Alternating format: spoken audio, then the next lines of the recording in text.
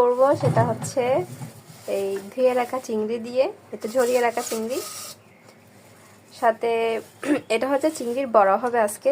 তার জন্য যা যা উপকরণ লাগবে আমি একটু দেখিয়ে দিচ্ছি। এখানে নিয়েছি 1.5 কাপের মতো পেঁয়াজ কুচি, ধনেপাতা কুচি, 5-6টা লঙ্কা কুচি, একটু করে আদা কুচি, যেটা আদা তেলে নিয়েছি। দিব মশলা, মরিচ গুঁড়ো, নুন এবং স্বাদ থাকবে সস। প্রথমে আমরা পেঁয়াজ কুচি দিচ্ছি,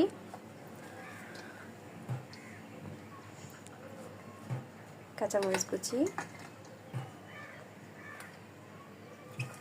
এবং সামান্য আদা কুচি,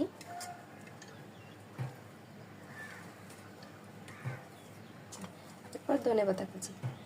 একে একে সব উপকরণ আমরা ঢেলে দিচ্ছি। এতে দিব স্বাদ মতো লবণ, হালকা পরিমাণে মশলা গুঁড়ি,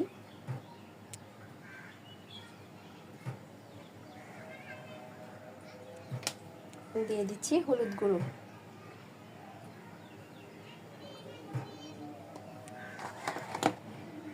দিয়ে দিচ্ছি সস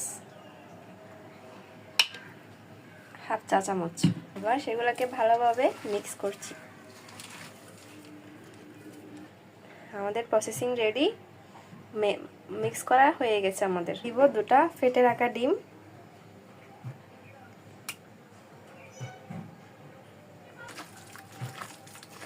ভালোভাবে মিক্স করতে হবে। দিয়ে দিতে হবে আমাদের 5-6 চামচের মতো চা চামচ ময়দা গুঁড়ি।